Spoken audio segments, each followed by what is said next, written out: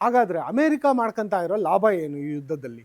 ಅದನ್ನು ನೋಡೋದಾದರೆ ಅಮೇರಿಕ ಈ ಪಶ್ಚಿಮ ಏಷ್ಯಾ ರಾಷ್ಟ್ರಗಳಿಗೆ, ನಮ್ಮ ಭಾರತೀಯರಿಗೆ ಪಶ್ಚಿಮ ಏಷ್ಯಾ, ಅಮೇರಿಕನ್ಸರಿಗೆ ಅದು ಮಧ್ಯಪ್ರಾಚ್ಯ ಅಂದರೆ ಮಿಡಲ್ ಈಸ್ಟ್.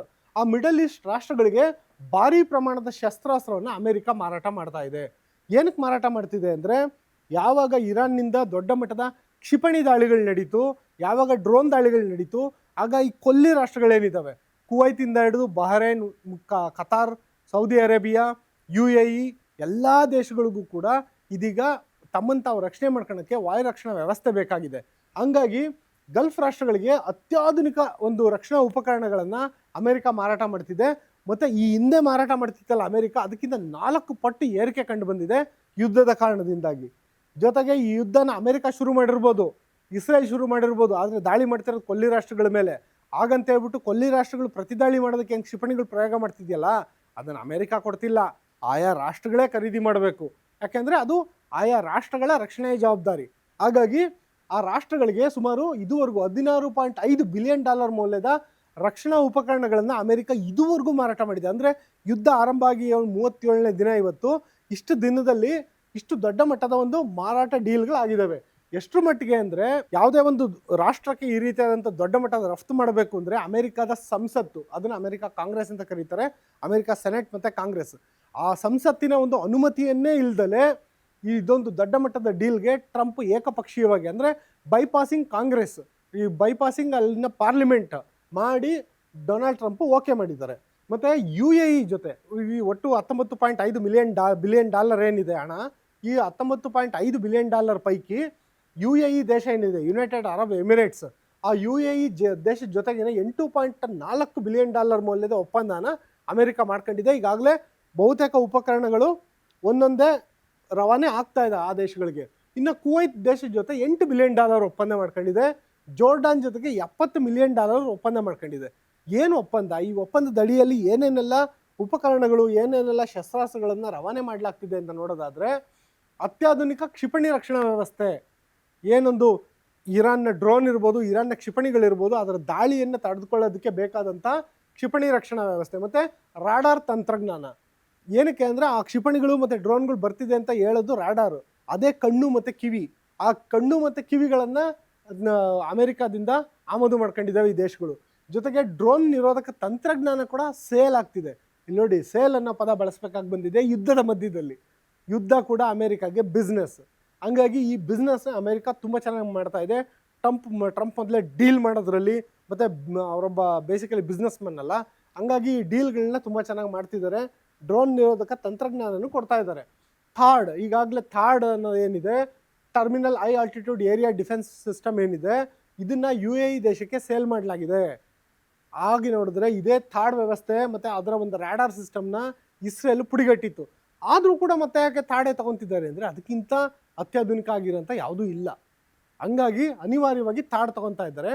ರಷ್ಯಾಯಿಂದನೂ ತೊಗೊಬೋದಾಗಿತ್ತು S-400, ಆದರೆ ರಷ್ಯಾ ಜೊತೆ ಆ ರೀತಿಯಾದಂಥ ರಕ್ಷಣಾ ಒಪ್ಪಂದ ಇಲ್ಲ. ಏನು ಗಲ್ಫ್ ರಾಷ್ಟ್ರಗಳಿದ್ದಾವೆ, ಆ ಗಲ್ಫ್ ರಾಷ್ಟ್ರಗಳ ಬಹುತೇಕ ಶಸ್ತ್ರಾಸ್ತ್ರಗಳು ಬರೋದು ಅಮೇರಿಕಾದಿಂದ.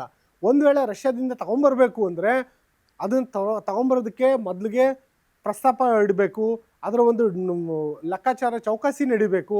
ಆ ನಂತರ ಅದನ್ನು ಉಪಕರಣ ತಂದ ಮೇಲೆ ಇಲ್ಲಿನ ಜನಗೆ ಅದು ತರಬೇತಿ ಆಗಬೇಕು. ಸೈನ್ಯಕ್ಕೆ ವಿತೌಟ್ ತರಬೇತಿ ಇಟ್ಬಿಟ್ಟು ಬಳಸಿ ಅಂತ ಹೇಳಿದ್ರೆ ಆಗಲ್ಲ.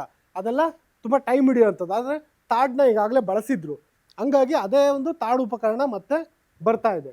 ಇದಲ್ದಲೆ ಖಂಡಾಂತರ ಕ್ಷಿಪಣಿಗಳೇನಿದ್ದಾವೆ, ಅಲ್ಲಿ ಬ್ಯಾಲಿಸ್ಟಿಕ್ ಮಿಸೈಲ್ಗಳನ್ನ ಏನು ಇರಾನ್ ಕಡೆಯಿಂದ ಹಾರಿಸ್ತಾರೆ, ಸಜ್ಜಿಲ್ ಇರ್ಬೋದು, ಆ ರೀತಿಯಾದಂಥ ಹಲವಾರು ರೀತಿಯ ಕ್ಷಿಪಣಿಗಳೇನಿದೆ, ಕೊರಾಮ್ ಶೇರ್, ಆ ಕ್ಷಿಪಣಿಗಳನ್ನ ಏನಾದರೂ ಹಾರಿಸಿದ್ರೆ ಅದನ್ನು ತಡೆಯೋದಕ್ಕೋಸ್ಕರ ಒಂದು ಖಂಡಾಂತರ ಕ್ಷಿಪಣಿ ನಿರೋಧಕ ತಂತ್ರಜ್ಞಾನನೂ ಬರ್ತಾ ಇದೆ. ಎಲ್ಲದಕ್ಕಿಂತ ಹೆಚ್ಚಾಗಿ ಡ್ರೋನ್ಗಳು ಕಾಟ ಕೊಡ್ತಿರೋದು. ಈ ಡ್ರೋನ್ಗಳಿದಾವೆಲ್ಲ, ಶಾಹಿದ್ ಡ್ರೋನ್ಗಳು, ಅವು ತುಂಬಾ ಕಾಟ ಕೊಡ್ತಾ ಇದ್ದಾವೆ ಗಲ್ಫ್ ರಾಷ್ಟ್ರಗಳಿಗೆ. ಎಷ್ಟು ಮಟ್ಟಿಗೆ ಅಂದರೆ, ಅಲ್ಲಿನ ಜನ ಬೇಕಂತ ಹೇಳ್ಬಿಟ್ಟು ಮೋಟರ್ ಆರೋಂಥ ಸೌಂಡನ್ನ ಕೇಳಿಸ್ಬಿಟ್ಟು ಮನೆಯೊಳಗಿದ್ದಾರಲ್ಲ ಈಚೆಗೆ ಓಡ್ ಬರೋ ಥರ ಮಾಡ್ತಿದ್ದಾರೆ. ಆ ಒಂದು ವಿಡಿಯೋಗಳು ಕೂಡ ವೈರಲ್ ಆಗ್ತಿದೆ. ಅಂದರೆ ಆ ಒಂದು ಡ್ರೋನ್ಗಳ ಶಬ್ದ ಏನಿದೆಯಲ್ಲ, ಆ ಶಬ್ದ ಕೇಳಿದ್ರೆ ಸಾಕು ನಿದ್ದಲ್ಲೂ ಬೆಚ್ಚಬಿದ್ದು ಎದ್ದು ಕೂತ್ಕೊಂಡಂಗೆ ಆಗ್ಬಿಟ್ಟಿದೆ ಕೊಲ್ಲಿ ರಾಷ್ಟ್ರಗಳಿಗೆ. ಅಂಥ ಒಂದು ಡ್ರೋನ್ ನಿರೋಧಕ ವ್ಯವಸ್ಥೆನೂ ಕೂಡ ತಗೊಂಬಂದ್ಬಿಟ್ಟು UAE ಕೊಟ್ಟಿದ್ದಾರೆ. ಮತ್ತು ಟಕ್ಕರ್ ಕೊಡ್ತೀವಿ ಅಂತೇನೋ ಹೊರಟಿದ್ದಾರಂತೆ ಇರಾನ್ನವರು, ಇದು UAEನವರು ಗೊತ್ತಿಲ್ಲ. ಒಟ್ಟಿನಲ್ಲಿ ಆ ಒಂದು ಕ್ಷಿಪಣಿ ರಕ್ಷಣಾ ವ್ಯವಸ್ಥೆ ಬಂದಿದೆ. ಇದಲ್ಲದೆ ಆಗಸದಿಂದ ಆಗಸಕ್ಕೆ ವಿಮಾನದ ಮೂಲಕ ಹಾರುವಂಥ ಕ್ಷಿಪಣಿ, ಏರ್ ಟು ಏರ್ ಮಿಸೈಲ್ ಅಂತ ಕರೀತಾರೆ.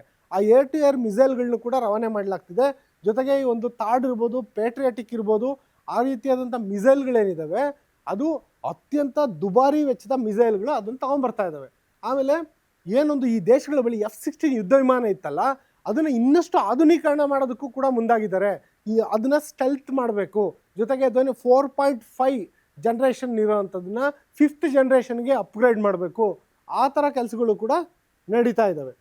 ಇದಲ್ಲದೆ ಪೇಟ್ರಿಯಾಟಿಕ್ ವಾಯು ರಕ್ಷಣಾ ವ್ಯವಸ್ಥೆ ಇದೆಯಲ್ಲ, ಅದನ್ನು ಮತ್ತು ಚಿನಾಕ್ ಹೆಲಿಕಾಪ್ಟರ್ಗಳನ್ನು ಕೂಡ ಮಾರಾಟ ಮಾಡ್ತಿದೆ ಅಮೆರಿಕ ಅನ್ನೋ ಮಾಹಿತಿ ಸಿಗ್ತಾ ಇದೆ. ಏನಕ್ಕೆ ಅಂದರೆ ರಾತ್ರಿ ವೇಳೆ ರೆಕಾನ್ಸೆನ್ಸ್ ಕಾರ್ಯಾಚರಣೆಯನ್ನು ಮಾಡೋದಕ್ಕೆ, ರಕ್ಷಣಾ ಕಾರ್ಯಾಚರಣೆಗಳನ್ನು ಮಾಡೋದಕ್ಕೆ, ಮತ್ತು ರಾತ್ರೋರಾತ್ರಿ ಸಾಮಾನು ಸರಂಜಾಮು ಸರಕುಗಳನ್ನು ಸಾಗಾಟ ಮಾಡೋದಕ್ಕೆ, ಅಂದರೆ ಎಲ್ಲ ಕಾಲಕ್ಕೂ ಎಲ್ಲ ವೆದರ್ಗೂ ಅಪ್ಲಿಕಬಲ್ ಆಗೋ ರೀತಿಯಾದಂತಹ ಒಂದು ಉಪಕರಣಗಳನ್ನು ಮಾರಾಟ ಮಾಡ್ತಾ ಇದೆ ಅಮೇರಿಕ. ಇದಲ್ಲದೆ ಇದುವರೆಗೂ $23 ಬಿಲಿಯನ್ ಮೌಲ್ಯದ ಒಪ್ಪಂದನ ಎಲ್ಲ ಕೊಲ್ಲಿ ರಾಷ್ಟ್ರಗಳ ಜೊತೆ ಅಮೇರಿಕ ಮಾಡ್ಕೊಂಡಿದೆ ಅನ್ನೋ ಒಂದು ಮಾಹಿತಿ ಈಗಿರೋದು. ಆದರೆ ಈ ಎಲ್ಲ ವಿದ್ಯಮಾನಗಳನ್ನ ನೋಡ್ತಿದ್ರೆ ಒಂದು ಗಮನ ಹರಿಸ್ಬೇಕಾಗಿರೋದು, ಕೇವಲ $20,000 ಮೌಲ್ಯದ ಒಂದು ಡ್ರೋನ್ನ ಹೊಡೆದುಳಿಸೋದಕ್ಕೆ ಈ ಕೊಲ್ಲಿ ರಾಷ್ಟ್ರಗಳು 20 ಲಕ್ಷ ಮೌಲ್ಯದ ಕ್ಷಿಪಣಿಗಳನ್ನು ಹಾರಿಸ್ತಾ ಇದ್ದಾವೆ. ಅಂದರೆ ಆರ್ಥಿಕವಾಗಿ ಕೂಡ ಈ ಯುದ್ಧನ ಇರಾನೇ ಗೆಲ್ತಾ ಇದೆ. ಜೊತೆಗೆ ಈ ಯುದ್ಧನ ಆರ್ಥಿಕವಾಗಿ ಇರಾನ್ ಗೆಲ್ತಾ ಇದೆ ಅಂತ ಹೇಳಿದ್ರು, ಇದರ ನೇರ ಲಾಭ ಆಗ್ತಿರೋದು ಅಮೇರಿಕಾಗೆ. ಒಟ್ಟಿನಲ್ಲಿ ಈ ಯುದ್ಧ ಅನ್ನೋದೇನಿದೆ, ಈ ಯುದ್ಧದ ಬಿಸ್ನೆಸ್ ಏನಿದೆ, ಅದು ಅಮೇರಿಕಾಗೆ ದೊಡ್ಡ ಮಟ್ಟದ ಲಾಭ ಆಗ್ತಾ ಇದೆ. ಆದರೆ ಅಮೇರಿಕಾದ 20 ಫೈಟರ್ ಜೆಟ್ಗಳು ಹಾನಿಗೊಳಗಾಗಿದ್ದಾವೆ. ಭಾರತದ ಒಂದು 7-8 ಯುದ್ಧ ವಿಮಾನಗಳನ್ನು ಪಾಕಿಸ್ತಾನ ಒಡೆದುರುಳಿಸಿದೆ ಅಂತಿದ್ರಲ್ಲ ಟ್ರಂಪು ಸಾಹೇಬ್ರೆ, ನಿಜವಾಗ್ಲೂ ನಿಮ್ಮ ಯುದ್ಧ ವಿಮಾನಗಳು ಎಷ್ಟು ಒಡೆದುರುಳಿಸಿದ್ದಾವೆ ಅಂತ ಮಾಹಿತಿ ಕೊಡಿ ಅಂತೇಳಿ ಅಲ್ಲಿನ ಪತ್ರಕರ್ತರೇ ಕೇಳ್ತಿದ್ದಾರೆ. ಆ ಪ್ರಶ್ನೆಗೆ ಟ್ರಂಪ್ ಬಳಿ ಉತ್ತರ ಇಲ್ಲ. ಆದರೆ ಇದುವರೆಗೂ ಸಿಕ್ಕಿರೋ ಮಾಹಿತಿ ಪ್ರಕಾರ 17ರಿಂದ 18 ಯುದ್ಧ ವಿಮಾನಗಳನ್ನು ಮತ್ತು 2ರಿಂದ 3 ಹೆಲಿಕಾಪ್ಟರ್ಗಳನ್ನು ಇರಾನ್ ಒಡೆದುರುಳಿಸಿದೆ ಅಮೆರಿಕಾದು ಅನ್ನೋ ಮಾಹಿತಿ ಸಿಗ್ತಾ ಇದೆ. ಒಟ್ಟಿನಲ್ಲಿ ಆವತ್ತು ಭಾರತವನ್ನು ಆಡ್ಕೊಳ್ಳೋ ಬರದಲ್ಲಿ ಪಾಕಿಸ್ತಾನ ಸಪೋರ್ಟ್ ಮಾಡಿದ್ರು ಡೊನಾಲ್ಡ್ ಟ್ರಂಪು. ಇವತ್ತು ಅದೇ ದೇಶ ಇರಾನ್ ವಿರುದ್ಧ ಮಣ್ಣು ಮುಕ್ತಾ ಇದೆ, ಅದು ಯುದ್ಧ ಭೂಮಿಯಲ್ಲಿ. ಆದರೆ ಏನೊಂದು ಡೀಲಿಂಗ್ ಟೇಬಲ್ ಇದೆಯಲ್ಲ, ಡೀಲಿಂಗ್ ಟೇಬಲಲ್ಲಿ ಅಮೆರಿಕ ಈಗಲೂ ಲಾಭದಲ್ಲೇ ಇದೆ.